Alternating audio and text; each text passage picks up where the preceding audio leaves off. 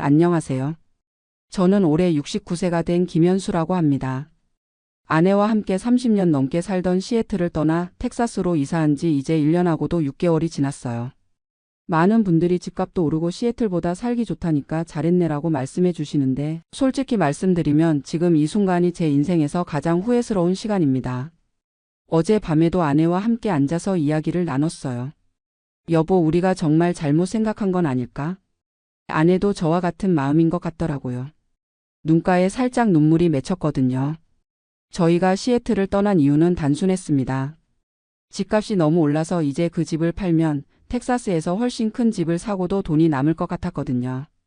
게다가 주변 지인들도 은퇴했으니까 비싼 시애틀에서 뭐 하느냐, 텍사스 가면 집도 크고 날씨도 좋고 세금도 적다고 계속 말하더라고요.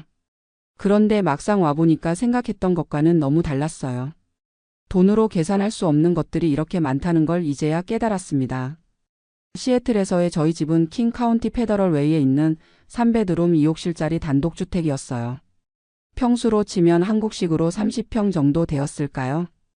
1992년에 26만 달러 주고 샀는데 저희가 이사 오기 직전인 2023년에 95만 달러까지 올랐더라고요. 거의 4배 가까이 오른 거죠. 처음에는 정말 기분이 좋았어요. 우리가 이런 횡재를 할 줄이야. 그런데 문제는 그 돈을 어디에 쓰느냐는 거였죠. 시애틀에서 더 좋은 집으로 이사하자니 그것도 만만치 않게 비싸더라고요. 그러던 차에 아내 동생이 텍사스 플레이노에 살고 있다가 연락이 온 거예요. 형님, 요즘 시애틀 사람들이 다들 텍사스로 오더라. 여기는 집도 크고 좋고 무엇보다 소득세가 없어서 은퇴한 사람들한테는 천국이야. 저희도 그 말에 솔깃했죠. 은퇴한 지 3년이 지나서 소득이라고는 소셜시큐리티하고 401k 인출하는 것뿐이었는데 세금을 적게 내면 그만큼 더 여유로운 생활을 할 수 있을 것 같았거든요. 그해 여름에 아내와 함께 텍사스 정차를 다녀왔어요. 플레이노 지역을 둘러보는데 정말 깔끔하더라고요. 새로 지은 집들도 많고 쇼핑몰도 가깝고 무엇보다 시애틀 집값의 3분의 2 정도면 훨씬 큰 집을 살 수 있다는 게 매력적이었어요. 저희가 본 집은 4베드룸 3욕실의 2층 집이었는데 마당도 넓고 차고도 3대들이 들어가는 크기였어요. 가격은 65만 달러. 시애틀 집을 팔면 30만 달러 정도는 현금으로 남을 계산이었죠. 여보, 이 정도면 괜찮은 것 같은데? 아내도 집이 마음에 들어 했어요. 특히 1층에 마스터 베드룸이 있어서 나이 들어서도 계단 오르내릴 걱정이 없다는 점이 좋았거든요. 그렇게 저희는 2023년 가을부터 본격적으로 이사 준비를 시작했어요. 시애틀 집은 생각보다 빨리 팔렸어요. 리스팅 올린 지 2주 만에 풀 프라이스 오퍼가 들어왔거든요. 95만 달러에서 리얼터 커미션이랑 기타 비용 빼고 나니까 88만 달러 정도가 손에 들어왔어요. 텍사스 집은 65만 달러였으니까 정말 23만 달러가 현금으로 남더라고요. 이 돈이면 한동안은 걱정 없이 살 수 있겠다. 그런 생각이 들었어요. 2024년 2월 드디어 저희는 30년 넘게 살던 시애틀을 떠났습니다. 시애틀에서의 30년을 돌이켜보면 정말 많은 일들이 있었어요. 제가 시애틀에 처음 온 건 1992년이었습니다. 그때 저는 36세였고 아내는 34세였어요. 한국에서 대학을 나온 후 미국으로 유학을 와서 컴퓨터 공학을 전공했는데 운 좋게 시애틀의 한 소프트웨어 회사에 취직이 되었거든요. 처음에는 임대 아파트에서 살았는데 아이들이 태어나면서 집을 사야겠다는 생각이 들었어요. 첫째 아들 민수가 태어난 게 1994년이었고 둘째 딸 수진이가 태어난 게 1997년이었거든요. 페더럴 웨이 집을 고른 이유는 학군 때문이었어요. 그때만 해도 한인들이 많이 사는 지역이었고 무엇보다 집값이 시애틀 시내보다는 저렴했거든요. 26만 달러라는 게 저희한테는 큰 부담이었지만 아이들 교육을 생각하면 어쩔 수 없는 선택이었어요. 그 집에서 아이들이 자랐어요. 뒷마당에서 바비큐 파티도 하고 앞마당에서 아이들이 자전거 타는 법도 배우고 크리스마스마다 집 앞에 불 장식도 했고요. 민수는 그 집에서 고등학교까지 나와서 워싱턴 대학교에 들어갔어요. 수진이도 같은 고등학교를 나와서 가주로 대학을 갔고요. 지금은 둘 다 결혼해서 각자 자리를 잡고 살고 있는데 민수는 샌프란시스코에서 소프트웨어 엔지니어로 일하고 있고 수진이는 로스앤젤레스에서 간호사로 일하고 있어요. 저는 그 회사에서 30년 가까이 일했어요. 처음에는 주니어 개발자로 시작해서 나중에는 시니어 매니저까지 올라갔죠. 월급도 처음 4만 달러에서 시작해서 은퇴할 때는 12만 달러까지 받았어요. 시애틀 물가를 생각하면 그리 넉넉한 건 아니었지만 가족을 부양하기에는 충분했거든요. 그런데 2020년에 회사에서 조기 은퇴 프로그램을 제안했어요. 65세 이상이면서 근무 연수가 25년 이상인 사람들한테 특별 은퇴 패키지를 주겠다는 거였어요. 저는 그때 64세였는데 다음 해가 되면 조건에 맞으니까 한번 고려해보라고 하더라고요. 솔직히 말하면 그때까지는 은퇴를 심각하게 생각해 본 적이 없었어요. 일이 힘들긴 했지만 그럭저럭 할 만했거든요. 그런데 코로나가 터지면서 모든 게 달라졌어요. 재택근무를 하게 되면서 출퇴근의 스트레스는 줄어들었지만 반대로 일과 생활의 경계가 모호해졌어요. 집에서 일하다 보니까 하루 종일 컴퓨터 앞에 앉아 있게 되고 젊은 동료들은 새로운 기술에 빨리 적응하는데 저는 따라가기가 힘들더라고요. 화상회의도 익숙하지 않고 새로운 업무 도구들도 배우기 어렵고 그러던 중에 2021년에 회사에서 정식으로 조기 은퇴를 제안했어요. 김 매니저, 이제 쉬실 때도 되지 않았나요? 부서장이 농담 반 진담 반으로 말하더라고요. 아내와 상의해봤어요. 여보 어떻게 생각해? 당신이 힘들어하는 걸 보니까 그만두는 것도 나쁘지 않을 것 같아. 아이들도 다 컸고 집 대출도 다 갚았고 401k도 어느 정도 모였으니까. 그렇게 저는 2021년 12월에 은퇴를 했습니다. 66세 생일을 한 달 앞둔 때였어요. 은퇴 후 첫 2년은 정말 좋았어요. 오랫동안 미뤄두었던 일들을 할 수 있었거든요. 아내와 함께 캐나다 여행도 가고 한국에도 다녀왔고 집 안에서 오랫동안 손보지 못했던 곳들도 수리했어요. 그런데 2023년 들어서면서 조금씩 달라지기 시작했어요. 첫 번째는 물가 상승이었어요. 가스비, 전기세, 식료품 값이 눈에 띄게 오르더라고요. 특히 시애틀은 원래도 물가가 비싼 편인데 더 심해졌어요. 두 번째는 재산세였어요.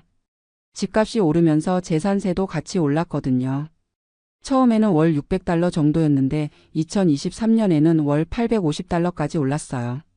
연간 1만 달러가 넘는 재산세를 내야 했죠. 세 번째는 건강 문제였어요.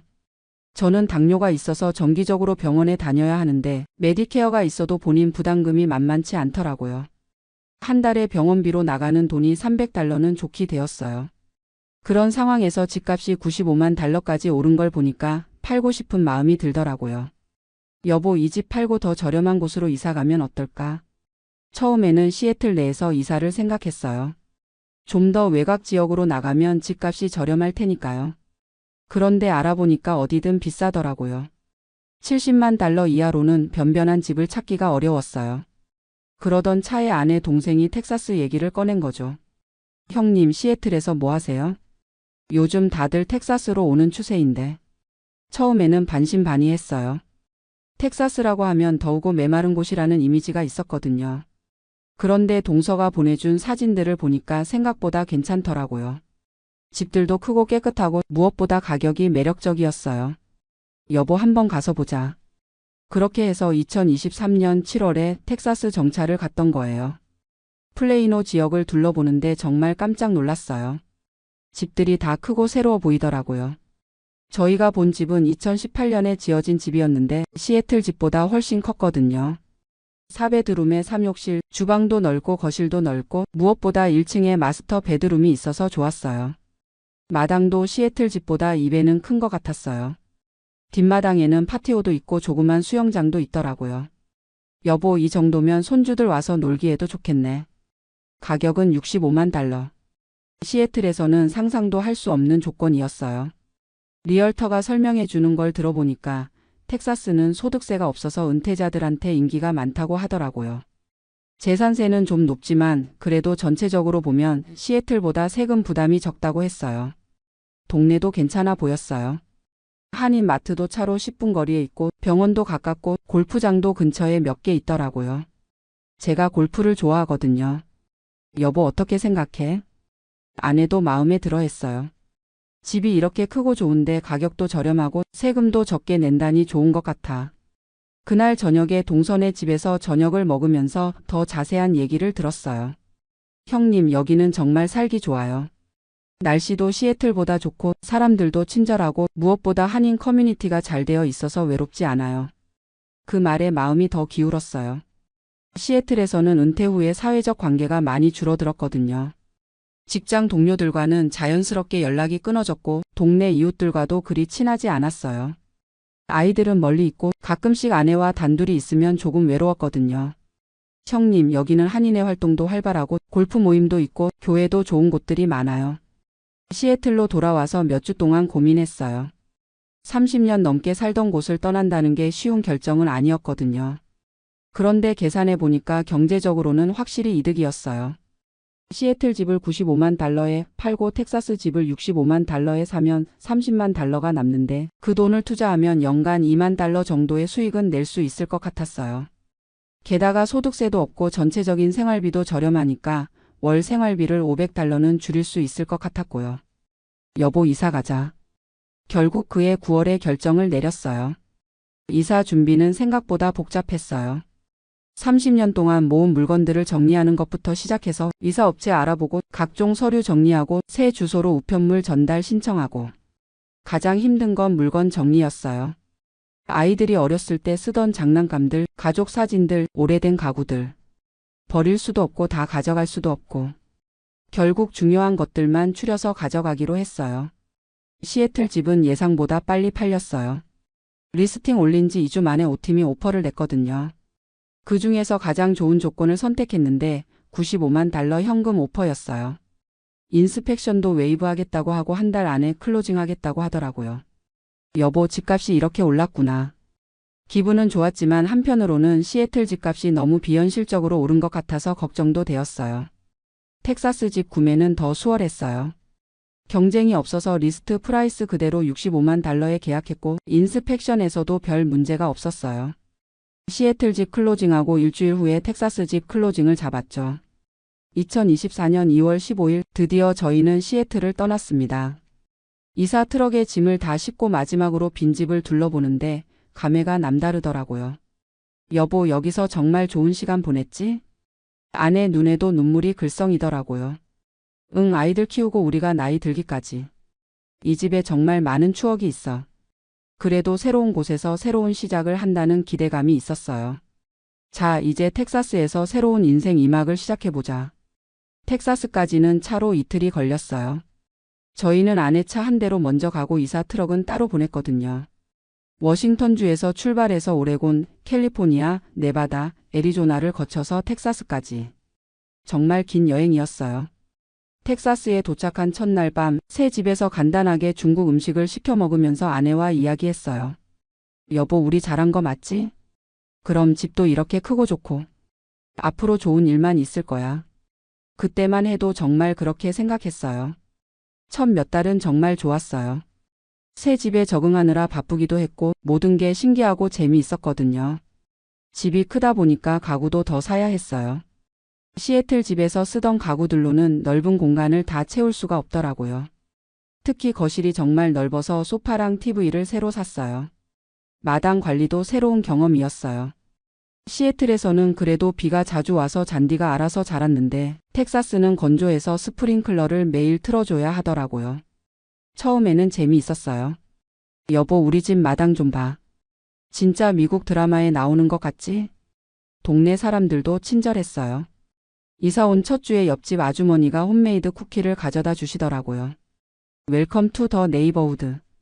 영어가 그리 유창하지 않은 저희한테도 천천히 말해주시고 동서 덕분에 한인 커뮤니티에도 빨리 들어갈 수 있었어요. 한인회에서 하는 모임에도 참석하고 골프 모임에도 나가고 교회도 다니기 시작했어요. 형님 어때요? 여기 생활이? 동서가 물어보면 정말 좋다고 대답했어요. 실제로 그때는 만족스러웠거든요. 그런데 여름이 시작되면서 첫 번째 충격이 왔어요. 전기세였어요.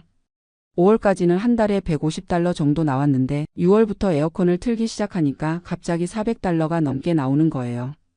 7월에는 600달러, 8월에는 거의 800달러까지 나왔어요. 여보, 이게 뭔 전기세야? 시애틀에서는 여름에도 에어컨을 거의 안 틀었거든요. 서늘해서 선풍기 정도면 충분했는데 텍사스 여름은 정말 견딜 수가 없더라고요. 낮에는 화씨 100도가 넘어가고 밤에도 85도 밑으로 안 내려가고 에어컨을 안 틀면 집 안이 사우나가 되어버려요. 이럴 줄 알았으면 미리 알아봤을 텐데. 처음에는 저희 집만 그런 줄 알았는데 이웃들한테 물어보니까 다들 여름 전기세가 $600에서 $800는 기본이라고 하더라고요. 두 번째 충격은 재산세였어요. 텍사스는 소득세가 없는 대신 재산세가 높다는 얘기는 들었는데 막상 고지서를 받아보니까 생각보다 훨씬 많더라고요. $65만 집에 연간 재산세가 $13,000. 월로 치면 $1,080예요. 시애틀에서 내던 $850보다 $230나 더 많은 거죠. 여보, 이게 맞나? 소득세가 없어서 좋다고 했는데 재산세가 이렇게 높으면 결국 같은 거 아니야? 세 번째 충격은 생활비였어요.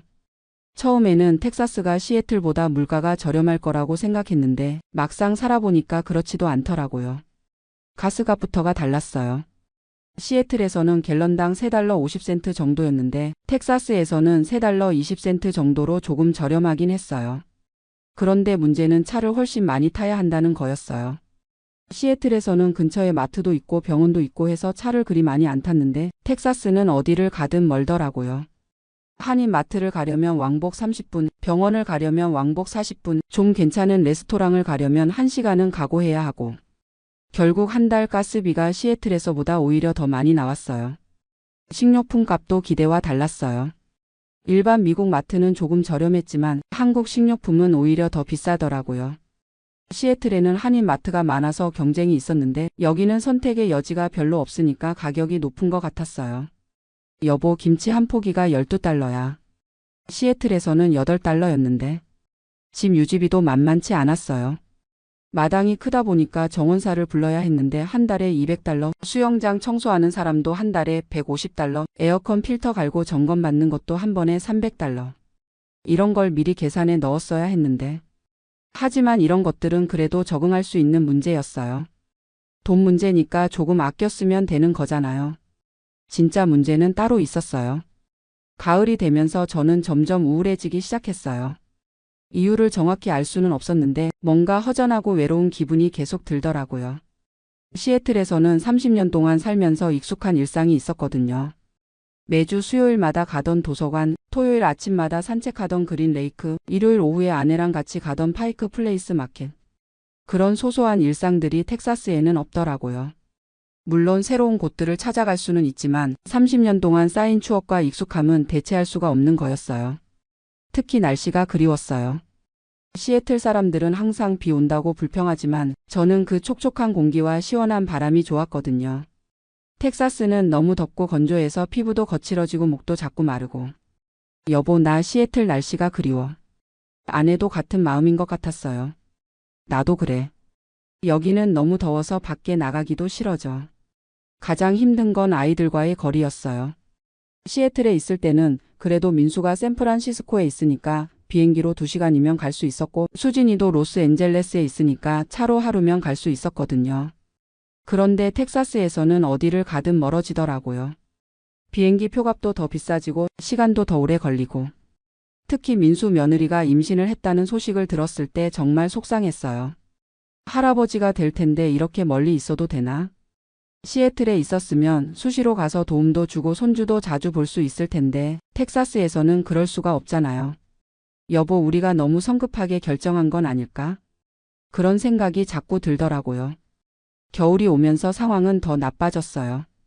텍사스 겨울이 따뜻할 거라고 생각했는데 생각보다 춥더라고요. 특히 올해 2월에는 눈까지 와서 정전까지 됐어요. 하루 종일 전기가 안 와서 난방도 안 되고 온수도 안 나오고. 그때 정말 내가 왜 여기 있지? 라는 생각이 들었어요. 시애틀에서는 정전이 된 적이 거의 없었거든요. 인프라가 훨씬 안정적이었어요. 그리고 그때 깨달은 게 하나 더 있어요. 텍사스에서는 이웃들과의 관계가 시애틀과 다르더라고요. 시애틀에서는 이웃들이 조용하고 서로 간섭 안 하는 편이었는데 텍사스에서는 이웃들이 너무 친근하려고 해서 오히려 부담스러웠어요. 하이 미스터 김. 오늘 날씨 좋죠? 매일 아침마다 인사하고 주말마다 바비큐 파티에 초대하고. 처음에는 좋다고 생각했는데 시간이 지나면서 조금 피곤해지더라고요. 저희는 조용히 살고 싶은데 자꾸 사교 활동을 강요하는 것 같았어요. 한인 커뮤니티도 마찬가지였어요. 시애틀에서는 한인 커뮤니티가 있긴 했지만 선택사항이었거든요. 참여하고 싶으면 하고 아니면 안 해도 되고. 그런데 텍사스에서는 한인 커뮤니티가 너무 끈끈해서 오히려 숨이 막히더라고요. 누가 어디서 뭘 했는지 다들 알고 안 나오면 왜 안 나와? 라고 연락 오고. 여보, 우리가 너무 다른 곳으로 온 것 같아. 결정타는 올해 3월에 일어났어요. 민수 며느리가 아기를 낳은 거예요. 민수한테서 전화가 왔어요. 아빠, 아들 낳았어요. 정말 기뻤어요. 첫 손자잖아요. 축하한다, 민수야. 할아버지가 빨리 가서 보고 싶다. 그런데 바로 비행기표를 알아보니까 $3,000가 넘더라고요. 왕복이긴 하지만 텍사스에서 샌프란시스코까지가 이렇게 비싼 줄 몰랐어요. 여보, 표값이 너무 비싸네. 그래도 가야지. 첫 손자인데. 결국 비행기표를 끊고 샌프란시스코에 다녀왔는데 그때 정말 많은 생각이 들었어요. 손자를 처음 안아보는데 너무 예쁘더라고요. 우리 손자 참 이쁘다. 그런데 한편으로는 이런 생각이 들었어요. 내가 여기 있었으면 며느리 산후조리도 도와주고 손자도 자주 보고 할 수 있을 텐데. 며느리가 말하더라고요. 아버님, 할아버지가 가까이 계시면 좋을 텐데요. 아이 봐달라고 부탁드릴 수도 있고. 그 말이 가슴에 콕 박혔어요. 샌프란시스코에서 사흘 있다가 텍사스로 돌아오는 비행기 안에서 아내와 이야기했어요. 여보, 우리가 정말 잘못 생각한 것 같아. 나도 그런 생각이 들어. 돈이 다가 아닌 것 같아. 집에 돌아와서 계산해 봤어요. 처음에 기대했던 경제적 이득이 실제로는 그렇게 크지 않더라고요. 재산세가 월 $1,080니까 시애틀보다 $230 더 많이 내고, 여름 전기세가 평균 $700니까 시애틀보다 $400 더 많이 내고, 가스비나 기타 생활비도 생각보다 절약이 안 되고, 월 $1,000 정도는 더 나가는 것 같았어요. 소득세를 안 낸다고 해도 저희는 은퇴자라서 원래 소득세를 많이 안 냈거든요. 소셜시큐리티는 일부만 과세되고 401k 인출도 세율이 낮고. 여보, 계산해 보니까 우리가 절약하는 게 별로 없네. 게다가 집값도 예상과 달리 오르지 않더라고요. 저희가 $65만 산 집이 1년 반이 지났는데도 여전히 비슷한 가격이에요. 오히려 조금 떨어진 것 같기도 하고. 반면에 시애틀 집값은 계속 오르고 있더라고요. 저희가 $95만 판 집이 지금은 $105만 정도 된다고 해요. 아, 우리가 너무 성급했나? 가장 후회되는 건 아이들과의 거리예요. 돈은 다시 벌 수 있지만 시간은 다시 돌아오지 않잖아요. 손자가 커가는 모습을 가까이서 못 보는 게 정말 아쉬워요. 수진이도 내년에 결혼할 예정인데 결혼 준비하는 걸 도와주고 싶어도 이렇게 멀리 있으니까 어렵고. 여보, 우리 다시 시애틀로 돌아가는 게 어떨까? 몇 주 전에 아내한테 그런 얘기를 꺼냈어요. 아내도 같은 생각이었나 봐요. 나도 그런 생각했어. 여기서 사는 게 우리한테 맞지 않는 것 같아. 하지만 돌아가는 것도 쉽지 않아요. 일단 시애틀 집값이 너무 올라서 저희가 감당할 수 있는 수준이 아니에요. $105만 저희가 텍사스 집을 팔아도 $40만 부족해요. 게다가 이사 비용도 또 들고 각종 세금이나 수수료도 만만치 않고. 여보, 돌아가고 싶어도 현실적으로 어렵네. 그래서 요즘 정말 많이 후회하고 있어요. 30년 넘게 살던 곳을 떠난 것, 아이들과 멀어진 것, 익숙한 환경을 버린 것. 돈만 보고 결정했는데 정작 중요한 건 돈이 아니었더라고요. 어제 밤에도 아내와 이런 얘기를 했어요. 여보, 우리가 너무 어리석었나? 그러게 말이야. 집이 크고 새롭다고 해서 행복한 건 아니구나. 지금도 밤에 잠들기 전에 시애틀 생각을 해요. 그린 레이크의 산책로, 파이크 플레이스 마켓의 소음, 푸지 사운드가 보이는 페리 선착장. 그런 곳들이 그리워요. 텍사스도 나름 좋은 곳이지만 저희한테는 시애틀이 더 맞았던 것 같아요. 요즘 저희와 비슷한 처지에 있는 분들을 종종 만나요. 캘리포니아에서 텍사스로 온 부부, 뉴욕에서 플로리다로 간 분들. 다들 비슷한 이유로 이사를 왔는데 막상 와보니까 생각과 다르다고 하더라고요. 집값 때문에 이사 왔는데 정작 중요한 건 집값이 아니었다니까요. 저희만의 문제가 아닌 것 같아요. 은퇴하신 분들이 흔히 겪는 문제인 것 같더라고요. 그래도 후회만 하고 있을 수는 없잖아요. 이제 와서 돌아갈 수도 없고 여기서 적응해서 살아야죠. 최근에는 마음가짐을 바꾸려고 노력하고 있어요. 텍사스의 좋은 점들을 찾아보려고 하고 새로운 취미도 찾아보고 아이들과는 화상통화를 자주 하려고 하고 손자도 한 달에 한 번은 보러 가려고 해요. 비행기표가 비싸긴 하지만 그래도 할아버지 역할은 해야죠. 그리고 언젠가는 기회가 되면 시애틀 근처로 다시 돌아가고 싶어요. 꼭 시애틀이 아니어도 워싱턴주나 오레곤주라도. 아이들과 가까운 곳으로 말이에요. 지금 이 이야기를 들으시는 분들 중에서도 은퇴 후 이사를 고민하시는 분들이 계실 텐데 저희 경험이 조금이라도 도움이 되었으면 좋겠어요. 경제적인 계산도 중요하지만 그것만으로는 부족해요. 가족과의 거리, 익숙한 환경, 사회적 관계 그런 것들도 다 고려해야 해요. 특히 나이가 들수록 새로운 환경에 적응하기가 어려워지니까 신중하게 결정하시기 바라요. 저희는 아직도 적응하고 있는 중이에요. 완전히 후회한다는 건 아니지만 다시 한번 선택할 수 있다면 좀 더 신중하게 결정했을 것 같아요. 그래도 여기서 만난 좋은 사람들도 있고 새로운 경험들도 있으니까 완전히 나쁘지만은 않아요. 인생이 다 그런 거 아니겠어요? 선택하고 후회하고 또 적응하고. 지금은 텍사스에서의 새로운 인생을 최대한 즐겨보려고 해요. 아내와 함께 건강하게 지내면서 손주들이 클 때까지는 여기서 버텨보려고 합니다. 언젠가는 다시 서부로 돌아갈 날이 오겠죠. 그때까지는 여기서 주어진 환경에 최선을 다해서 살아보려고 해요. 후회는 하지만 포기하지는 않을 거예요. 그게 저희 세대가 살아온 방식이니까요. 감사합니다. 안녕하세요. 저는 올해 70살인 김정수라고 합니다. 미국에서 35년을 살다가 5년 전에 한국으로 돌아왔는데요. 오늘 이런 사연을 보내게 된 건 정말 많은 분들이 오해하고 계시는 것 같아서입니다. 얼마 전 동네 경로당에서 만난 친구들이 미국 연금 이야기를 하는데 전부 엉터리더라고요. 미국에서 받는 연금이 한국 국민연금보다 못하다는 둥, 미국 가면 의료비 때문에 파산한다는 둥 말이에요. 저 역시 처음엔 그런 생각을 했었거든요. 하지만 실제로 35년을 살아보니 완전히 다른 얘기더라고요. 특히 401k라는 퇴직연금을 받아보니까 정말 차원이 다르다는 걸 깨달았습니다. 물론 제가 운이 좋았던 것도 있고요. 또 처음부터 모든 걸 제대로 알았던 건 아니에요. 많은 시행착오도 겪었고 실수도 많이 했습니다. 하지만 지금 돌이켜보니 정말 감사한 마음뿐이에요. 한국에 계신 젊은 분들도 미국 이민을 고민하시는 분들이 많다고 들었는데 제 경험을 통해서 조금이라도 도움이 됐으면 하는 마음으로 이렇게 펜을 들었습니다. 먼저 제가 어떻게 미국에 가게 됐는지부터 말씀드릴게요. 1987년이었어요. 그때 저는 26살이었고 서울에서 작은 무역회사에 다니고 있었습니다. 월급이 35만 원 정도였는데 그것도 받을 때와 못 받을 때가 있었어요. 집에서는 결혼 얘기가 나오는데 저축한 돈은 고작 200만 원. 이걸로 결혼해서 집 장만하고 살 수 있을까 막막했죠. 그때 회사 선배가 하는 말이 미국 가서 몇 년만 벌면 집 한 채 값은 충분히 모을 수 있다더라고요. 물론 불법 체류지만 일자리는 많다면서요.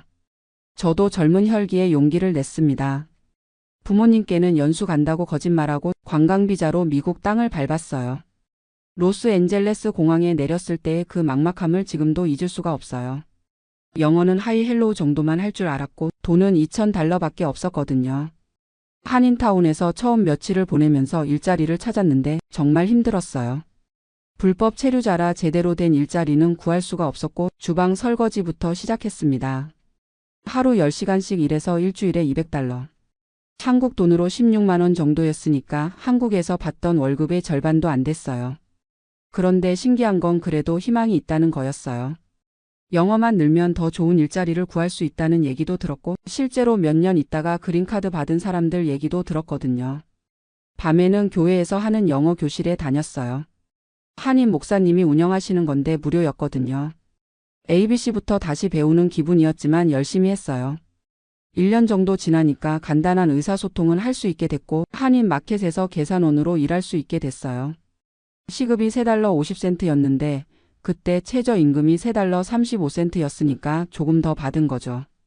그렇게 3년을 버텼는데 1990년에 정말 운이 좋게도 이민법이 바뀌면서 사면 혜택을 받을 수 있게 됐어요. 불법 체류자들에게 합법적으로 체류할 수 있는 기회를 준 거였어요. 그때 정말 눈물이 났어요. 드디어 떳떳하게 살 수 있게 된 거니까요. 영주권을 받고 나서 본격적으로 직장을 구했습니다. 영어 실력도 많이 늘었고 한국에서 무역 일을 했던 경험도 있으니까 물류회사에 취직할 수 있었어요. 그게 1991년이었는데 입사 첫날 인사팀에서 여러 가지 서류를 작성하라고 하더라고요. 그중에 401k 가입 신청서가 있었어요. 인사팀 직원이 설명해 주는데 영어가 복잡해서 잘 이해가 안 됐어요. 대충 들어보니 월급에서 일정 비율을 떼서 저축하는 건데 회사에서도 똑같은 금액을 넣어준다는 거였어요. 그때는 돈이 너무 급했거든요. 한국에 있는 부모님께 생활비도 보내드려야 하고 미국에서도 겨우겨우 생활하는 수준이었으니까요. 그래서 401k는 가입하지 않았어요. 지금 생각해보면 그게 첫 번째 실수였어요. 6개월 정도 지나서 회사 동료인 멕시코계 미국인 카를로스가 저한테 말하더라고요. 401k 안 하냐고. 회사에서 공짜로 돈 주는데 왜 안 받느냐고요. 그제서야 자세히 알아봤어요. 제가 월급의 6%를 401k에 넣으면 회사에서도 똑같이 6%를 넣어준다는 거였어요. 월급이 $2,000였으니까 제가 $120 넣으면 회사에서도 $120를 넣어주는 거죠. 즉시 가입했습니다. 한 달에 $240씩 적립되기 시작했어요. 처음에는 그냥 저축 개념으로 생각했어요. 그런데 1년 후에 명세서를 받아보니 신기한 일이 벌어졌더라고요. 제가 넣은 돈과 회사에서 넣어준 돈이 주식과 채권에 투자되면서 수익이 난 거예요.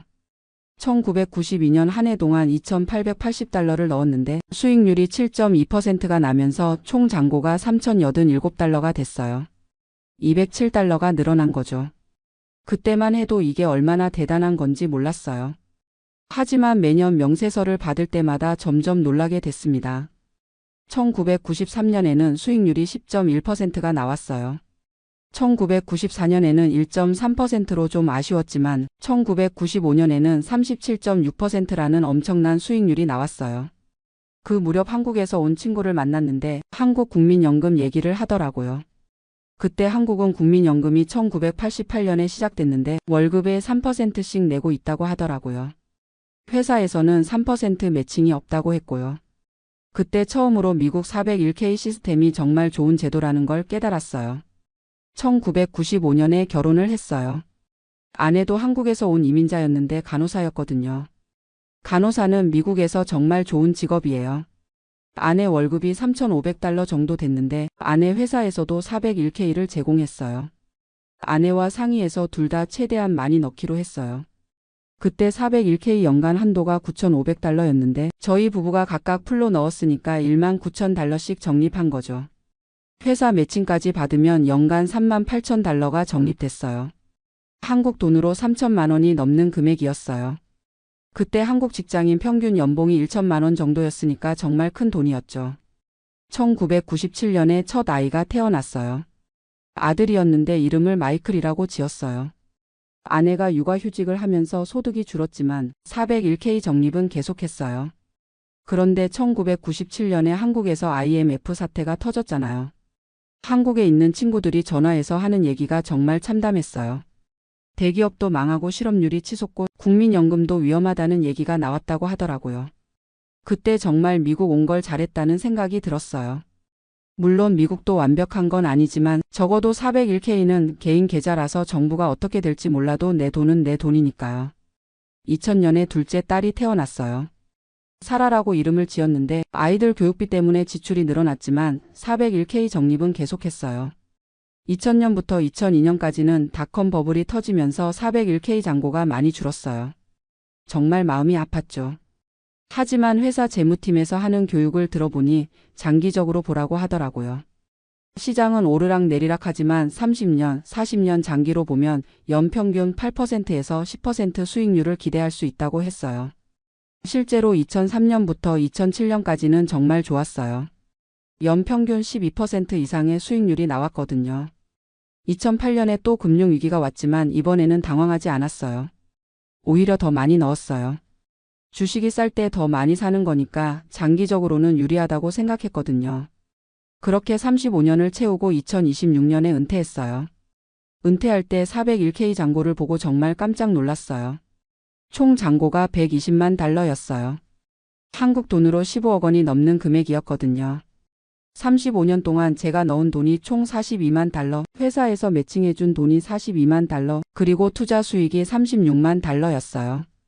연평균 수익률을 계산해보니 9.3%가 나왔더라고요. 정말 미국 주식시장의 장기 성장률과 비슷하게 나온 거였어요. 은퇴하고 나서 401k에서 돈을 빼기 시작했는데 세금을 내야 하지만 그래도 매월 $4,000씩 받을 수 있어요. 4% 출금 원칙이라고 하는데 원금을 건드리지 않고 평생 받을 수 있는 금액이라고 하더라고요. 거기에 소셜 시큐리티도 받아요.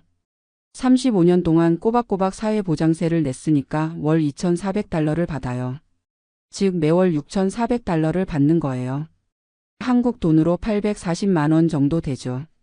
그런데 한국에 돌아와서 친구들 얘기를 들어보니 완전히 다른 세상이더라고요.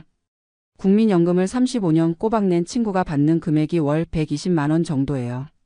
최상위 그룹에 속하는 금액이라고 하더라고요. 대부분은 60만 원에서 80만 원 수준이라고 했어요. 제가 받는 840만 원과 비교하면 정말 10배 차이가 나는 거예요. 처음에는 환율 차이 때문인가 싶었어요. 하지만 자세히 계산해 보니 그게 아니었어요. 가장 큰 차이는 시스템 자체였어요. 한국국민연금은 확정급여형이라고 해서 정부에서 정해놓은 공식에 따라 연금을 주는 거예요. 내가 얼마를 냈든 상관없이 평균 소득과 가입기간으로만 계산하는 거죠. 반면 401K는 확정기여형이라고 해서 내가 넣은 돈과 투자 수익이 그대로 내 몫이 되는 거예요. 더 많이 넣고 더 좋은 수익률을 올리면 그만큼 더 많이 받는 거죠. 또 다른 차이는 투자 방식이에요. 한국국민연금은 정부에서 돈을 모아서 투자하는데 안전한 투자를 선호해서 수익률이 낮아요. 연평균 4%에서 5% 정도라고 들었어요. 하지만 401K는 개인이 직접 투자 옵션을 선택할 수 있어요. 저는 주식펀드 80%, 채권펀드 20%로 배분했는데 장기적으로 9% 이상의 수익률을 올릴 수 있었어요.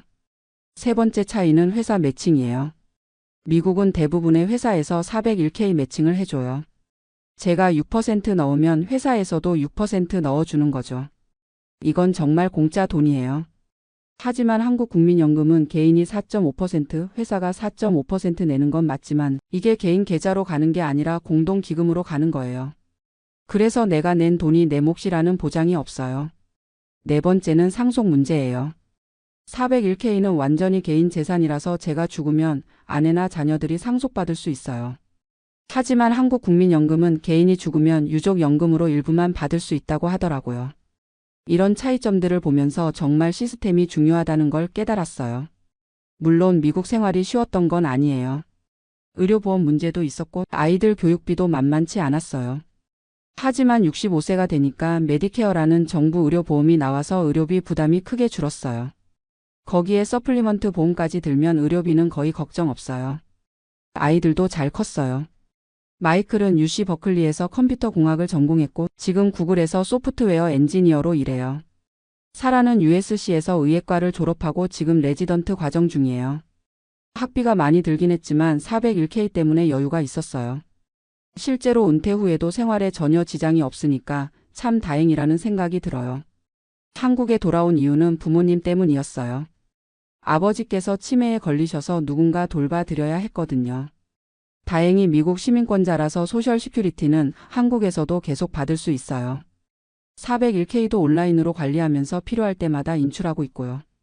한국에서 생활해보니 401K 덕분에 정말 여유로워요. 매월 840만 원이면 한국에서는 정말 넉넉하게 살 수 있거든요. 요즘 젊은 분들 얘기를 들어보면 노후가 걱정이라고 하시던데 정말 이해가 돼요. 국민연금만으로는 노후 생활이 어려우니까요. 그래서 개인연금이나 퇴직연금에 관심을 가져야 한다고 생각해요. 특히 한국도 요즘 퇴직연금 제도가 많이 발달했다고 들었어요. 확정기여형 DC형 퇴직연금이라고 하던데 이게 미국 401K와 비슷한 시스템이라고 하더라고요. 만약 젊은 분들이 미국 이민을 고려하신다면 401K를 적극 활용하라고 말씀드리고 싶어요. 첫째, 회사에서 매칭을 해준다면 반드시 최대한 넣으세요. 이건 정말 공짜 돈이에요. 월급이 아무리 적어도 매칭 받을 수 있는 만큼은 꼭 넣으세요. 둘째, 장기 투자 관점을 가지세요. 주식시장은 단기적으로 오르락내리락 하지만 20년, 30년 장기로 보면 꾸준히 성장해요. 단기 변동에 일희일비하지 말고 꾸준히 적립하세요. 셋째, 가능하면 매년 한도를 늘려가세요. 처음에는 적게 시작하더라도 승진하고 월급이 오르면 기여 비율을 늘리세요. 저도 처음에는 6%로 시작했지만 나중에는 15%까지 올렸어요. 넷째, 다양한 펀드에 분산 투자하세요. 저는 주식 80%, 채권 20%로 했지만 나이가 들수록 보수적으로 바꿔가는 게 좋아요. 다섯째, 절대 중간에 빼지 마세요. 401K는 59.5세 이전에 빼면 페널티가 있어요. 정말 급한 상황이 아니면 건드리지 마세요. 마지막으로 세금 계획을 세우세요. 401K는 넣을 때는 세금을 안 내지만 뺄 때 내야 해요. 로스 401K라는 것도 있는데 이건 넣을 때 세금을 내고 뺄 때는 면제예요. 본인 상황에 맞게 선택하세요. 지금 생각해보면 정말 미국 이민이 제 인생 최고의 선택이었어요. 물론 힘든 시간도 많았지만 401K 덕분에 정말 여유로운 노후를 보낼 수 있게 됐어요. 한국에 계신 분들도 본인만의 노후 준비를 하시길 바라요. 국민연금만으로는 부족하니까 개인연금이나 퇴직연금, 그리고 부동산 투자 등을 통해서 노후를 준비하세요. 특히 젊은 분들은 시간이 많으니까 복리의 힘을 활용하시길 바라요. 매월 50만 원씩 30년간 연 7% 수익률로 투자하면 6억 원이 넘게 모일 수 있어요. 이게 바로 복리의 마법이에요. 미국 401K를 경험해 본 사람으로서 정말 부러운 제도라고 생각해요. 한국도 비슷한 제도가 더 발달하길 바라고 개인들도 더 적극적으로 노후 준비를 하시길 바라요. 제 이야기가 조금이라도 도움이 됐으면 좋겠어요. 긴 이야기 들어주셔서 감사합니다. 안녕하세요. 제 이야기를 들려드리고 싶어서 이렇게 글을 씁니다. 지금 저는 한국에 돌아와서 조그만 식당을 다시 시작하고 있어요. 58살이 되어서 모든 걸 처음부터 다시 시작한다는 게 쉽지 않지만 그래도 다행히 건강하게 일할 수 있어서 감사하다고 생각해요. 사실 3년 전까지만 해도 저는 미국 LA에서 식당을 운영하고 있었습니다. 20년 넘게 한인타운에서 뿌리를 내리고 살았었거든요. 그런데 지금 생각해보면 정말 어리석었던 것 같아요. 미국 법이 얼마나 무서운지, 불법 체류자를 고용한다는 게 얼마나 큰 문제인지 제대로 몰랐어요. 한국에서 하던 대로 그냥 사람이 필요하면 고용하고 서류가 좀 부족해도 눈 감아주고 그랬던 거죠. 그 결과가 어떻게 됐는지 아시겠어요? 하루아침에 모든 걸 잃었습니다. 이민청 단속반이 들이닥쳤을 때의 그 순간을 지금도 잊을 수가 없어요. 새벽 6시쯤이었을 거예요.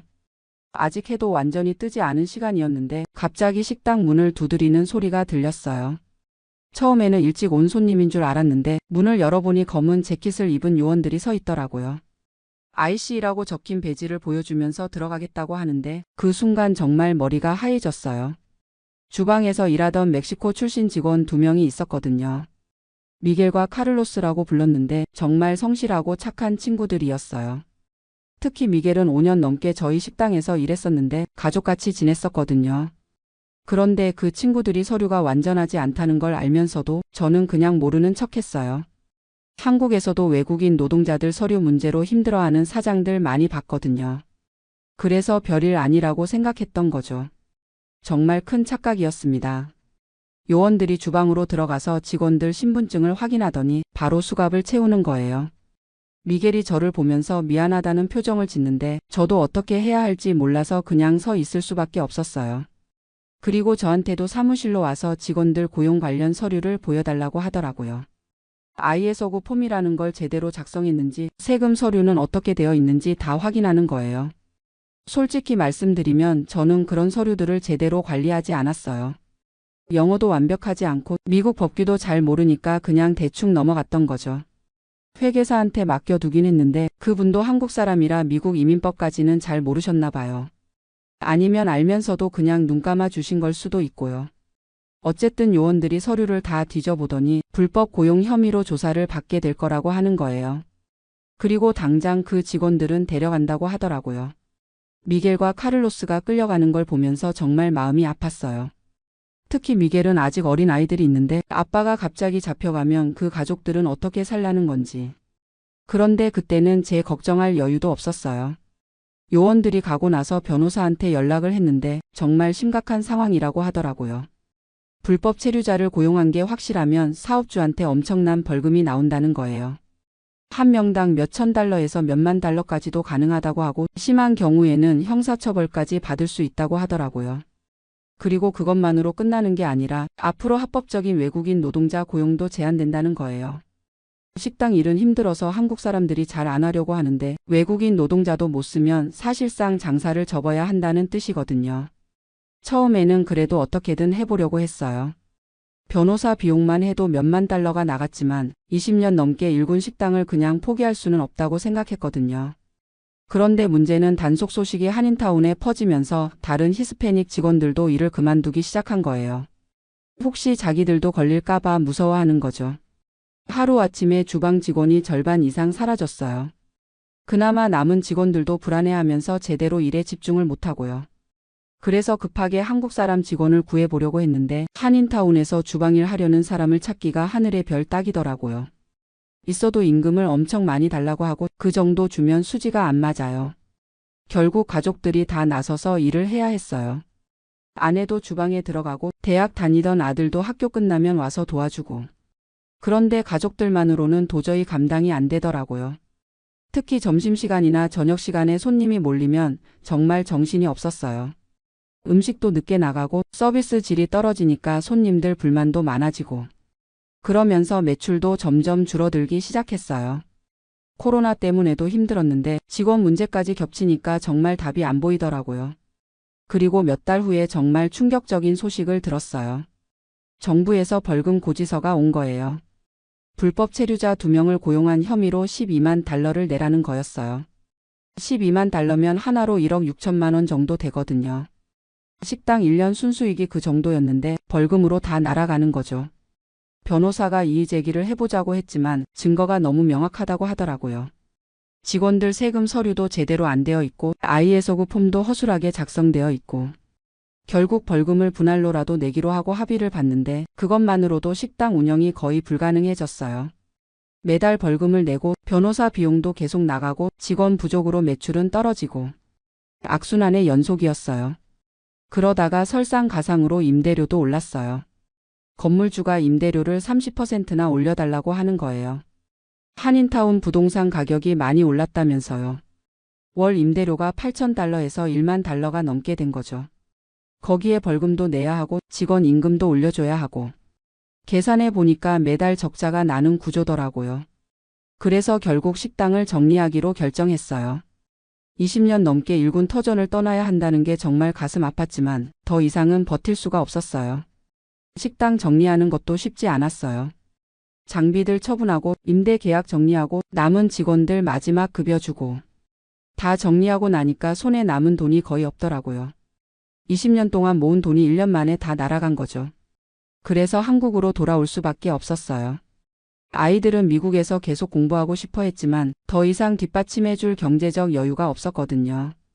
한국에 돌아온 지 이제 3년 정도 됐어요. 처음에는 정말 막막했어요. 58살에 다시 처음부터 시작한다는 게 쉽지 않더라고요. 그래도 다행히 한국에서는 외국인 노동자 고용 시스템이 제대로 되어 있더라고요. 고용어 가제라고 해서 정부에서 관리하는 시스템이 있어요. 서류만 제대로 갖춰서 신청하면 합법적으로 외국인 노동자를 고용할 수 있어요. 물론 절차가 좀 복잡하긴 하지만 미국에서 겪은 일을 생각하면 이 정도는 아무것도 아니에요. 지금은 서울 외곽에서 조그만 한식당을 운영하고 있어요. 미국에서 하던 것보다는 훨씬 작지만 그래도 제 가게니까 뿌듯해요. 베트남 출신 직원 1명과 한국 아르바이트생 2명이 함께 일하고 있는데 모든 서류를 완벽하게 갖춰서 고용했어요. 고용어 가제로 온 친구라서 비자도 문제없고 세금이나 보험도 다 제대로 처리하고 있어요. 미국에서 실수했던 걸 반복하고 싶지 않거든요. 베트남 친구는 한국어도 꽤 잘하고 성실해요. 미국에서 일했던 미겔이나 카를로스처럼 착한 친구예요. 차이점이 있다면 이번에는 모든 게 합법적이라는 거죠. 가끔 미국에 있는 아들한테서 연락이 와요. LA 한인타운 소식도 들려주고 제가 있던 자리에 다른 식당이 들어갔다는 얘기도 해주고요. 그럴 때마다 조금 서운한 마음도 들지만 그래도 지금이 더 마음 편해요. 밤에 잠들 때 언제 이민청에서 들이닥칠지 걱정할 필요가 없거든요. 요즘 뉴스를 보면 미국에서 불법 체류자 단속이 더 강화됐다고 하더라고요. 트럼프 대통령이 바뀌면서 이민 정책이 더 엄격해졌다는 얘기도 들어요. 한인타운 식당들도 많이 힘들어한다고 하더라고요. 히스패닉 직원들이 무서워서 일을 안 나오고 그래서 문을 닫는 식당들도 있다고 해요. 저와 비슷한 상황을 겪는 분들이 많이 있을 거예요. 그런 분들께 드리고 싶은 말씀은 미국 법은 정말 무섭다는 거예요. 한국에서는 어느 정도 융통성이 있다고 해도 미국에서는 절대 그렇지 않아요. 특히 이민법은 정말 엄격해서 조금이라도 어기면 큰일 나요. 저도 처음에는 다른 사람들도 다 그렇게 한다고 생각했어요. 한인타운 식당들 보면 히스패닉 직원들 많이 쓰니까 별 문제 없을 거라고 안일하게 생각했던 거죠. 그런데 나중에 알고 보니까 제대로 된 서류 없이 고용하는 건 정말 위험한 일이었어요. 다른 사장들은 어떻게 했는지 모르겠지만 아마 저보다 더 조심스럽게 했을 거예요. 혹시 미국에서 사업하시는 분들 계시면 꼭 변호사나 회계사한테 제대로 상담 받으시길 바라요. 특히 직원 고용할 때는 서류를 완벽하게 갖춰야 해요. ISO 폼이라는 걸 정확하게 작성해야 하고 직원 신분을 제대로 확인해야 해요. 조금이라도 의심스러우면 고용하지 마세요. 단기적으로는 인건비를 아낄 수 있을지 모르지만 나중에 걸리면 그 몇 배의 손해를 보게 돼요. 저는 2명 고용한 것 때문에 $12만 벌금을 냈지만 요즘에는 벌금이 더 올랐다고 들었어요. 한 명당 몇만 달러씩 나온다고 하더라고요. 그리고 벌금만 내고 끝나는 게 아니라 앞으로 합법적인 외국인 노동자 고용도 제한돼요. 사실상 사업을 접어야 하는 상황이 되는 거죠. 지금 생각해보면 제가 너무 무지했던 것 같아요. 미국에 20년 넘게 살면서도 이민법에 대해서는 제대로 알려고 하지 않았어요. 그냥 다른 사람들 따라하면 될 거라고 안일하게 생각했던 거죠. 특히 한국 사람들은 정이 많아서 어려운 처지에 있는 외국인 노동자들을 보면 도와주고 싶은 마음이 생기잖아요. 저도 미겔이나 카를로스가 가족 먹여 살리려고 열심히 일하는 모습을 보니까 서류가 좀 부족해도 눈 감아 주고 싶었어요. 그런데 그런 선의가 결국 모두에게 독이 됐어요. 저는 사업을 접어야 했고 그 친구들은 추방당했을 가능성이 높고 물론 그 친구들도 불법 체류자 신분인 걸 알면서도 일을 했으니까 잘못이 없다고는 할 수 없어요. 하지만 그래도 가족을 위해서 열심히 일했던 사람들인데 하루아침에 쫓겨나는 걸 보니까 마음이 아프더라고요. 한국에 돌아와서 새로 시작한 식당은 규모는 작지만 만족스러워요. 모든 걸 합법적으로 하고 있으니까 마음이 편하거든요. 베트남 직원도 정말 열심히 해주고 있어요. 한국어 공부도 열심히 하고 한국 음식 만드는 것도 빨리 배우고 가끔 그 친구가 고향 가족 얘기를 할 때를 보면 미국에서 일했던 미겔이나 카를로스 생각이 나요. 다들 가족을 위해서 타국에서 고생하는 건 마찬가지니까요. 차이점이 있다면 이번에는 모든 게 떳떳하다는 거예요. 정부에서 인정해주는 시스템을 통해서 온 거고 제대로 된 비자도 있고 세금이나 보험도 다 처리되어 있고 그래서 혹시 단속이 와도 전혀 걱정이 없어요. 오히려 당당하게 서류를 보여줄 수 있거든요. 물론 한국의 고용어 과제도 완벽하지는 않아요. 신청하고 승인받기까지 시간도 오래 걸리고 절차도 좀 복잡하고 그래도 미국에서 겪은 일을 생각하면 이 정도는 아무것도 아니에요. 조금 불편하더라도 합법적으로 하는 게 훨씬 낫거든요. 요즘에는 가끔 한국에 있는 다른 식당 사장들하고도 얘기를 나눠요. 외국인 노동자 고용 문제나 사업 운영에 대해서 서로 정보도 공유하고. 그런데 놀라운 건 대부분의 사장들이 합법적으로 하고 있다는 거예요. 고용어 과제를 통해서 직원을 구하거나 아니면 한국 사람들만 고용하거나 물론 가끔 불법 체류자를 고용하는 곳도 있을 거예요. 하지만 미국만큼 무법적이지는 않은 것 같아요. 아무래도 한국이 작은 나라다 보니까 단속도 더 철저하고 사장들도 더 조심스러워하는 것 같고요. 그리고 한국에서는 외국인 노동자들도 어느 정도 권리를 보장받거든요. 최저임금도 보장되고 산재보험도 가입되고 부당한 대우를 받으면 신고할 수 있는 시스템도 있고 미국에서는 불법 체류자들이 아무런 보호를 받지 못하니까 나쁜 사장들이 막 부려먹을 수도 있잖아요. 임금을 안 주거나 위험한 일을 시켜도 신고할 수가 없으니까. 그런 면에서는 한국이 더 인간적인 것 같아요. 지금 저희 식당에서 일하는 베트남 친구도 처음에는 걱정이 많았어요. 한국 와서 일하는 게 어떨지, 한국 사람들이 자기를 어떻게 대할지. 그런데 지금은 꽤 만족스러워하는 것 같아요. 한국어도 늘고 한국 음식도 만들 줄 알게 되고 무엇보다 안전하게 일할 수 있다는 게 좋다고 하더라고요. 3년 계약으로 왔는데 연장도 가능하다고 하니까 더 오래 있을 생각도 하고 있어요. 저도 그 친구가 오래 있었으면 좋겠어요. 이제 한국 음식 만드는 것도 능숙해졌고 손님들하고도 간단한 한국어로 대화할 수 있거든요. 가끔 그 친구를 보면서 미국에서 일했던 미겔이나 카를로스 생각을 해요. 그 친구들도 지금 어디서 뭘 하고 있을까? 추방당했을 수도 있고 다른 곳에서 또 불법으로 일하고 있을 수도 있고 정말 안타까워요. 제가 조금만 더 신중했다면 적어도 그 친구들이 갑작스럽게 쫓겨나는 일은 없었을 텐데. 하지만 이미 지나간 일이니까 후회해봤자 소용없죠. 지금은 같은 실수를 반복하지 않는 게 중요해요. 앞으로도 절대로 불법적인 일은 하지 않을 거예요. 조금 불편하고 비용이 더 들더라도 모든 걸 합법적으로 처리할 거예요. 그게 결국은 모두에게 좋은 일이니까요. 저한테도 좋고 직원들한테도 좋고 나라에도 좋은 일이죠. 혹시 이 글을 읽으시는 분 중에 해외에서 사업하시는 분이 계시다면 꼭 현지 법률을 제대로 공부하시길 바라요. 특히 직원 고용과 관련된 법은 정말 중요해요. 당장은 비용이 더 들고 절차가 복잡할 수 있지만 나중에 큰 문제가 생기는 것보다는 훨씬 나아요. 저처럼 20년 넘게 일군 터전을 하루아침에 잃고 싶지 않으시다면 처음부터 제대로 하세요. 그리고 무엇보다 현지 법률 전문가의 도움을 받으세요. 혼자서 판단하지 마시고 변호사나 회계사 같은 전문가들한테 상담을 받으시길 바라요.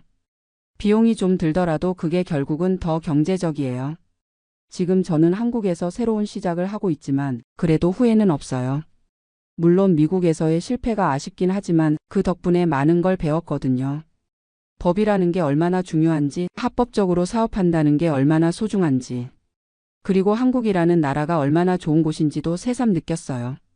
외국인 노동자들을 위한 시스템도 잘 되어 있고 사업하기에도 나쁘지 않고 무엇보다 제 고향이니까 마음이 편해요. 언어 문제도 없고 문화도 익숙하고 58살에 다시 시작하는 게 쉽지는 않지만 그래도 건강하고 의욕도 있으니까 잘 해낼 수 있을 거라고 생각해요. 지금 운영하는 식당도 조금씩 손님이 늘고 있어요. 처음에는 동네 사람들이 호기심으로 한 번씩 와봤는데 이제는 단골 손님들도 생기고 있거든요. 특히 베트남 직원이 만든 음식을 좋아하는 손님들이 많아요. 한국 음식에 약간의 동남아시아 풍미가 더해져서 독특하다고 하더라고요. 저도 처음에는 걱정했는데 오히려 차별화가 된 것 같아요. 그 친구도 처음에는 한국 음식 만드는 게 어려웠을 텐데 지금은 정말 능숙해졌어요. 김치찌개도 잘 끓이고 불고기도 양념을 제대로 해서 굽고 가끔 고향 음식도 만들어주는데 그것도 손님들이 좋아해요. 쌀국수나 스프링롤 같은 거 말이에요. 메뉴에 정식으로 올릴까 생각도 하고 있어요. 한국 음식과 베트남 음식을 함께 파는 퓨전 식당으로 만들어 보려고요. 아직 구체적인 계획은 없지만 손님들 반응을 보면 가능성이 있을 것 같아요. 무엇보다 모든 게 합법적이니까 마음 편하게 도전할 수 있어요. 미국에서는 항상 뭔가 걸릴까 봐 조마조마했거든요. 특히 새로운 직원을 뽑을 때나 메뉴를 바꿀 때나 사업자 등록 관련 일을 할 때나 항상 혹시 문제가 될까 걱정했었어요.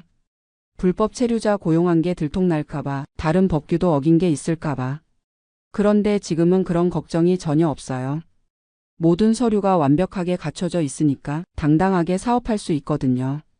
세무서에서 조사 나와도 걱정 없고 고용노동부에서 점검 나와도 떳떳하고 이런 마음의 평화가 얼마나 소중한지 모르실 거예요. 미국에서 3년 동안 밤잠 못 이루며 걱정했던 걸 생각하면 지금이 천국 같아요. 그리고 한국 손님들도 생각보다 외국인 직원에 대해서 개방적이에요. 처음에는 약간 어색해 하시는 분들도 있었지만 베트남 친구가 한국말로 인사하고 친절하게 대하니까 금세 친해지시더라고요. 특히 나이 드신 분들이 그 친구를 많이 예뻐해 주세요.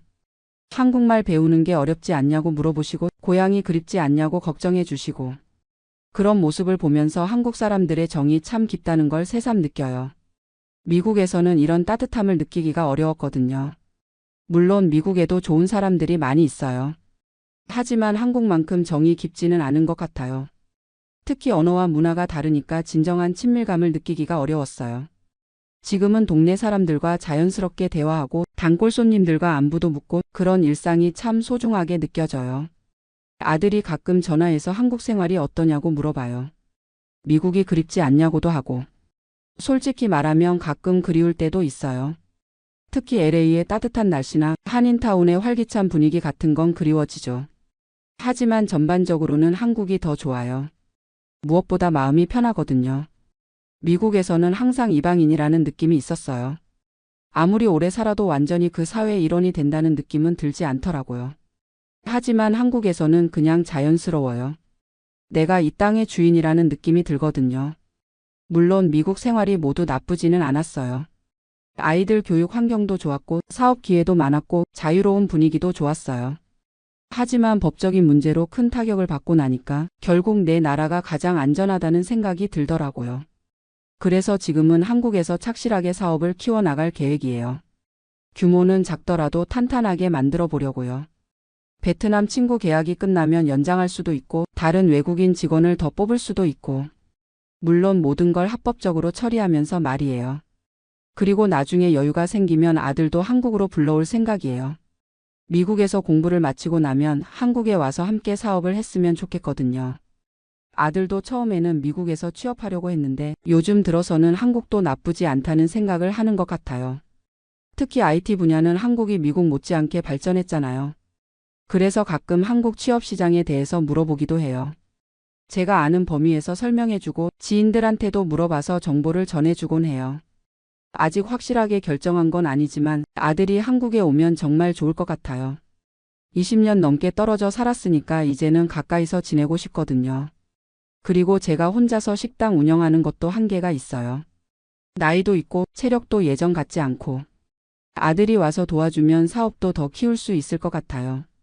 요즘 젊은 사람들이 좋아할 만한 메뉴도 개발하고 온라인 마케팅도 하고 저는 그런 건 잘 모르거든요. 스마트폰으로 주문 받는 것도 어렵고 SNS 마케팅 같은 것도 전혀 모르고 하지만 아들은 그런 거에 능숙하니까 함께하면 시너지가 날 것 같아요. 물론 아들 뜻을 존중해야죠. 억지로 끌어올 수는 없으니까. 하지만 가끔 통화할 때 들어보면 미국 생활도 쉽지 않은 것 같아요. 취업 경쟁도 치열하고 생활비도 많이 들고 특히 아시아계에 대한 차별도 있다고 하더라고요. 예전보다는 많이 나아졌다고 하지만 여전히 보이지 않는 벽이 있다고 해요. 그런 얘기를 들으면 한국이 낫다는 생각이 들어요. 적어도 여기서는 차별받을 일이 없잖아요. 물론 한국도 문제가 없는 건 아니에요. 경쟁이 치열하고 일하는 환경이 빡빡하고. 하지만 그래도 내 나라니까 마음이 다르죠. 어쨌든 지금은 제 사업에 집중하려고 해요. 작은 식당이지만 알차게 만들어 보려고 하거든요. 손님들이 편안하게 와서 맛있는 음식 먹고 가실 수 있도록 그리고 직원들도 즐겁게 일할 수 있도록 베트남 친구한테도 한국 생활이 좋은 경험이 되도록 도와주려고 해요. 한국어 공부도 도와주고 한국 문화도 알려주고 그 친구가 계약 끝나고 베트남에 돌아갔을 때 한국에서의 경험이 도움이 됐으면 좋겠어요. 그리고 혹시 다른 베트남 친구들이 한국에 와서 일하고 싶어 하면 좋은 추천도 해줄 수 있을 거고요. 이런 식으로 선순환이 만들어지면 좋겠어요. 합법적이고 인간적인 방식으로 말이에요. 미국에서 실패했던 경험이 있어서 더욱 그런 생각이 들어요. 불법적인 방법은 결국 모두에게 해가 된다는 걸 배웠거든요. 당장은 비용이 더 들고 절차가 복잡할 수 있지만 장기적으로는 합법적인 방법이 훨씬 유리해요. 그리고 무엇보다 마음이 편해요. 밤에 잠들 때 걱정할 일이 없다는 게 얼마나 소중한지 몰라요. 미국에서 마지막 몇 년은 정말 괴로웠거든요. 언제 단속이 올지, 언제 벌금 고지서가 올지, 언제 사업을 접어야 할지. 항상 불안했어요. 하지만 지금은 그런 걱정이 전혀 없어요. 모든 걸 투명하게 하고 있으니까. 이런 마음의 평화가 바로 합법적으로 사업하는 것의 가장 큰 장점인 것 같아요. 마지막으로 혹시 이 글을 읽으시는 분 중에 해외에서 사업하시거나 계획하시는 분이 계시다면 꼭 기억해 주세요. 현지 법률을 철저히 공부하시고 전문가의 도움을 받으시고 절대로 불법적인 일은 하지 마세요. 당장은 손해인 것 같아도 결국에는 그게 가장 안전하고 확실한 길이에요. 저처럼 20년 넘게 쌓아온 걸 하루아침에 잃고 싶지 않으시다면 처음부터 제대로 하세요. 그리고 혹시 실수를 했다면 빨리 바로 잡으세요. 늦었다고 생각할 때가 가장 빠른 때라고 하잖아요. 저는 이미 늦었지만 여러분은 아직 늦지 않았을 거예요. 지금이라도 제대로 된 길로 가시길 바랍니다. 그게 결국 여러분과 여러분 가족 그리고 함께 일하는 직원들 모두를 위하는 길이니까요. 감사합니다. 안녕하세요. 저는 지금 62살이고 토론토에서 20년째 살고 있는 교민입니다. 오늘 여러분께 들려드릴 이야기는 제가 평생 후회하고 있는 일입니다. 좋은 마음으로 시작한 일이 어떻게 이렇게 될 수 있었나 싶어서 밤마다 잠을 이루지 못하고 있어요. 제가 토론토에 온 것은 2004년이었습니다. 당시 42살이었고 한국에서 중소기업에 다니던 평범한 회사원이었어요. 아내와 중학생이던 아들을 데리고 새로운 삶을 시작하겠다며 캐나다 땅을 밟았을 때의 설렘을 아직도 기억합니다. 처음에는 정말 힘들었어요. 영어도 서툴고 한국에서의 경력이 이곳에서는 별로 도움이 되지 않았거든요. 그래도 가족을 위해서라며 마음을 다잡고 처음에는 한국 마트에서 일을 시작했습니다. 하루 종일 물건을 나르고 진열하는 일이었지만 새로운 나라에서 하는 첫 일이라 그런지 보람을 느꼈어요. 몇 년 후에는 작은 한식당에서 주방 보조로 일하게 되었고 그 후에는 배달 일도 했습니다. 한국에서는 사무직이었던 제가 이런 일들을 하게 되니 처음에는 자존심이 상했지만 가족들이 조금씩 캐나다 생활에 적응해가는 모습을 보면서 마음을 다잡았어요. 아들도 영어를 잘하게 되었고 아내도 한국 마트에서 계산대 일을 시작했습니다. 그렇게 10년 정도가 흘렀을까요? 2014년 어느 봄날 갤러리아 마트에서 우연히 옛날 친구를 만났습니다. 김영이라고 불렀던 사람인데 한국에서 같은 동네에 살았던 형이었어요. 김영은 저보다 5살 위였고 한국에서는 작은 건설회사를 운영했던 사람이었습니다. 저희보다 몇 년 먼저 토론토에 와서 정착한 상태였어요. 오랜만에 만난 김영은 많이 달라져 있었습니다. 옷차림새도 깔끔했고 차도 꽤 좋은 걸 타고 다니더라고요. 제가 아직도 중고차를 몰고 다니는 것과는 대조적이었습니다. 김영은 자신이 토론토에서 성공적으로 정착했다고 말했어요. 처음에는 힘들었지만 지금은 한인들을 상대로 하는 사업을 하고 있다면서 꽤 잘 되고 있다고 했습니다. 그때부터 김영과 자주 만나게 되었어요. 같은 고향 사람이라는 반가움도 있었고 캐나다 생활의 어려움을 서로 이해할 수 있는 사람이라 더욱 가까워졌습니다. 김영은 어떤 사업을 하는지 구체적으로 말하지는 않았지만 한인 커뮤니티와 관련된 일이라고 했어요. 가끔 한인 노인회나 교회에서 보는 일도 있었는데 그때마다 사람들이 김영을 반갑게 맞아주는 것을 봤습니다. 2015년 겨울쯤이었을 거예요. 김영이 저에게 사업 이야기를 꺼냈습니다. 한인들을 위한 생활편의 서비스 회사를 운영하고 있는데 사업이 점점 커지고 있어서 투자자를 찾고 있다는 것이었어요. 구체적으로 어떤 사업인지 물어보니 한인들의 각종 서류 번역, 정부기관 업무 대행, 세무신고 도움, 그리고 한국 물품 수입 판매 등을 한다고 했습니다. 실제로 한인 커뮤니티에서는 이런 서비스가 필요하다는 것을 저도 잘 알고 있었어요. 영어가 서툰 교민들에게는 정말 필요한 일들이었거든요. 김영은 사업이 잘 되고 있지만 더 확장하려면 자금이 필요하다고 했어요. 그러면서 저에게도 투자를 제안했습니다. 1만 달러 정도만 투자하면 매월 일정한 수익을 보장하겠다고 했어요. 처음에는 망설였습니다. 저희 가족이 그동안 모은 돈이 그렇게 많지 않았거든요. 하지만 김영이 계속 설득했어요. 같은 고향 사람이니까 믿고 맡겨달라고 절대 손해보게 하지 않겠다고 했습니다. 결국 2016년 봄에 1만 달러를 투자했어요.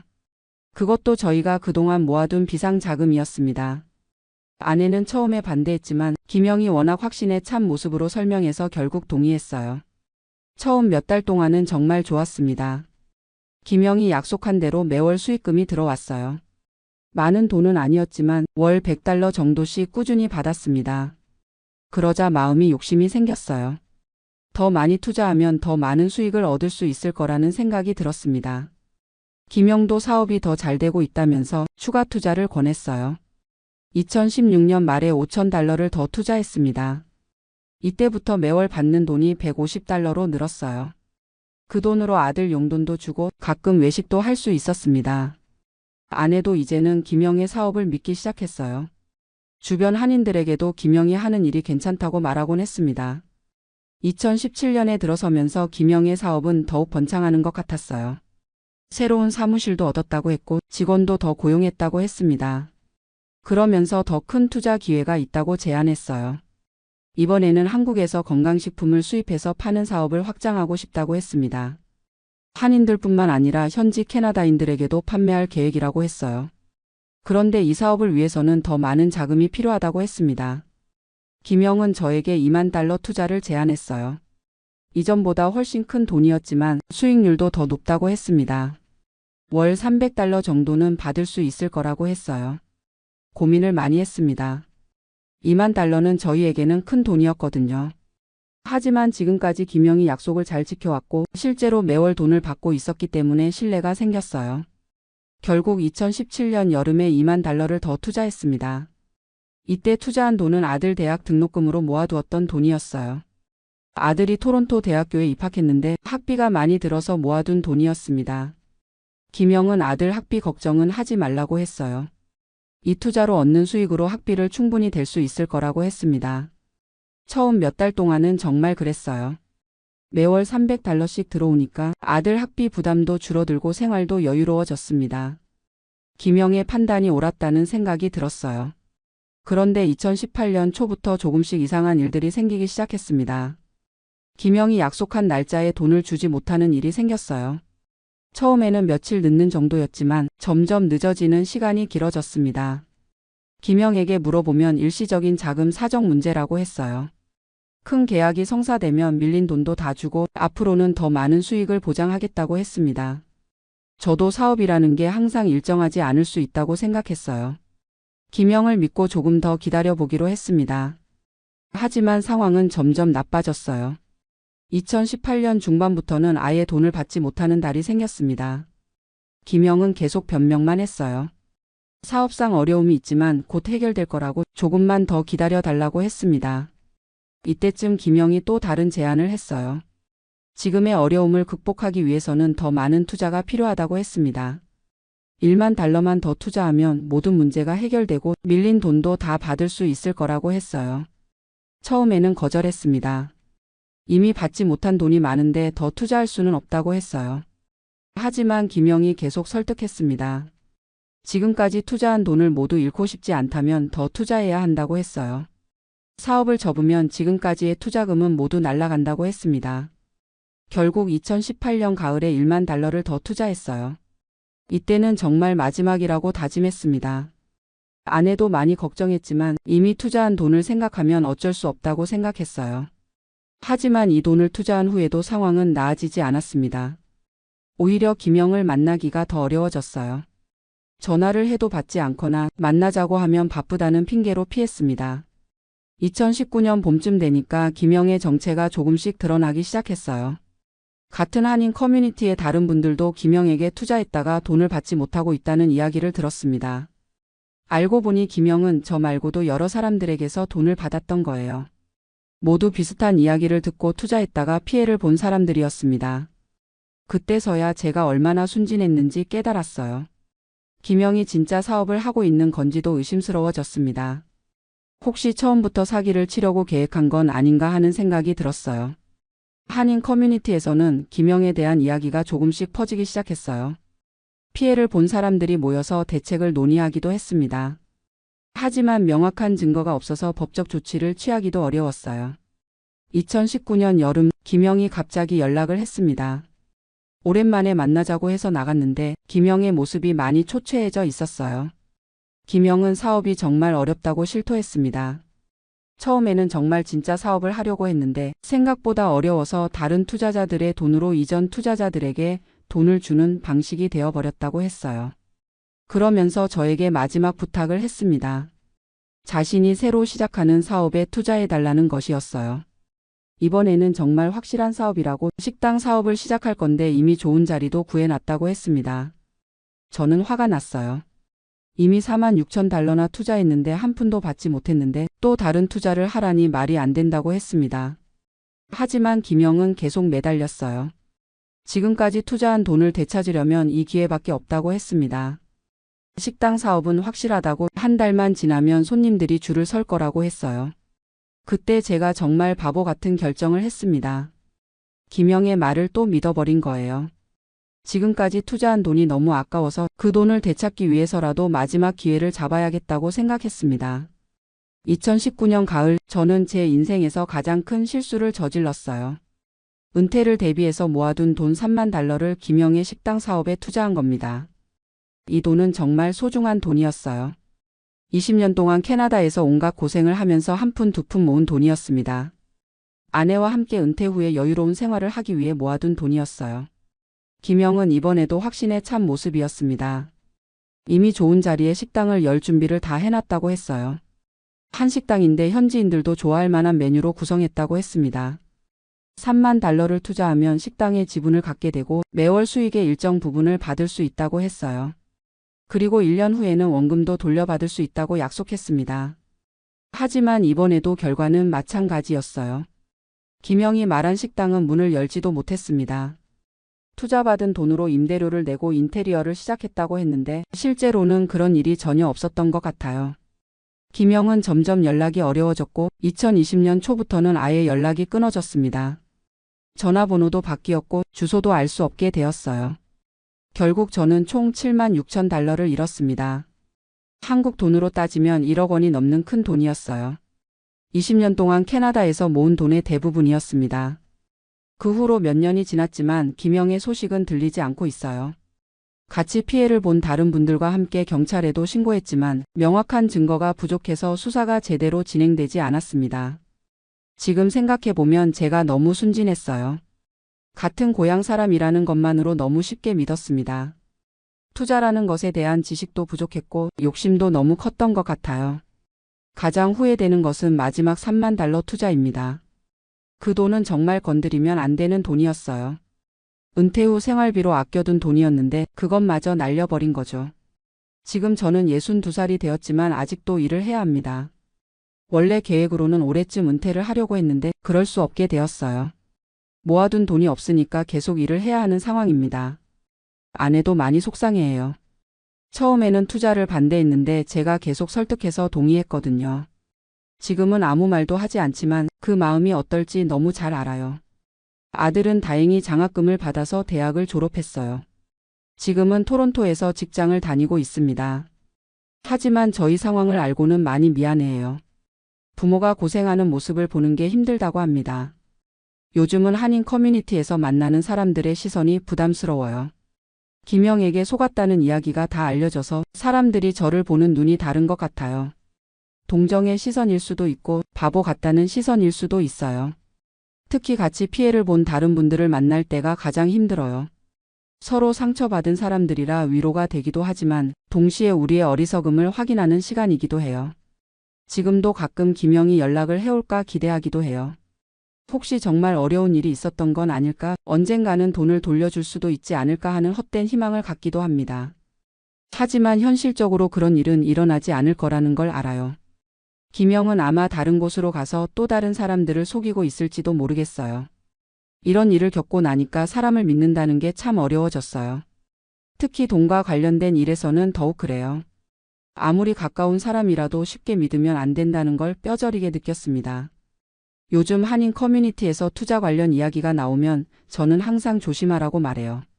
아무리 좋은 조건이라도 아무리 믿을 만한 사람이라고 해도 함부로 돈을 맡기면 안 된다고 합니다.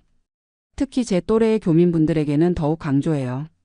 우리가 이 나이에 돈을 잃으면 다시 벌기가 어렵다고, 은퇴 자금만큼은 절대 건드리면 안 된다고 말합니다.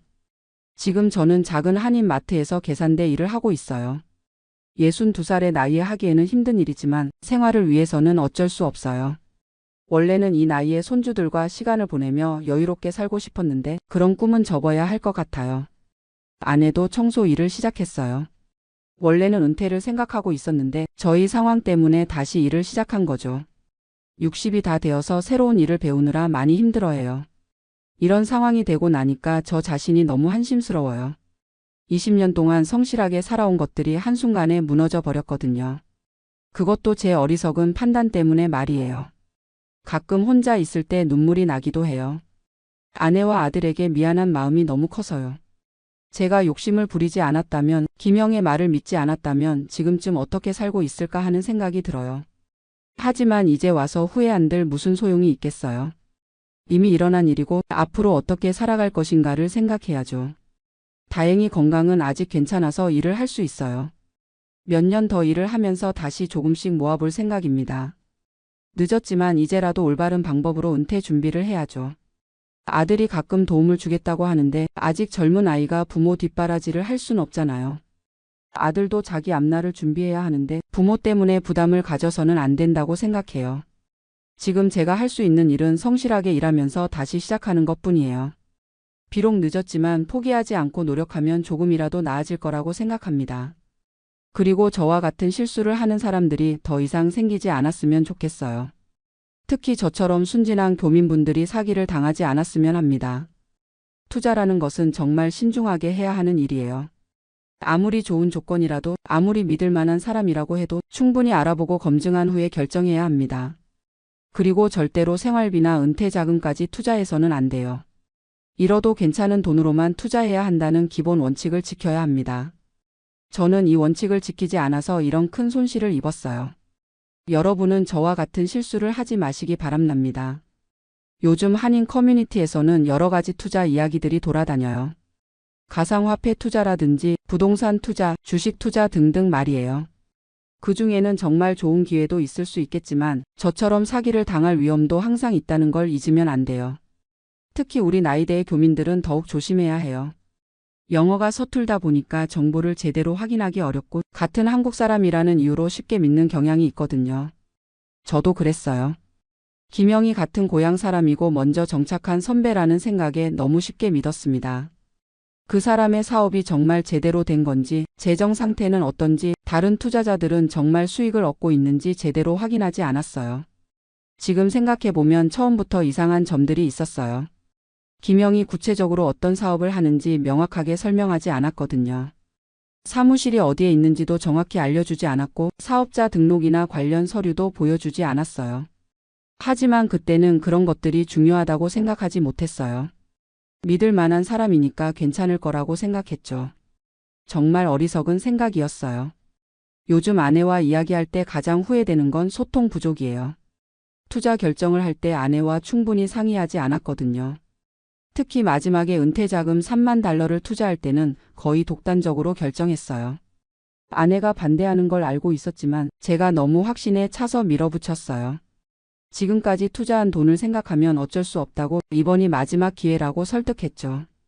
지금 와서 보니까 아내가 옳았어요. 여자들이 이런 일에 더 신중한 것 같아요. 저는 너무 성급하고 욕심이 많았던 것 같습니다. 앞으로는 어떤 결정을 내릴 때도 아내와 충분히 상의할 거예요. 특히 돈과 관련된 일에서는 더욱 그래야겠죠.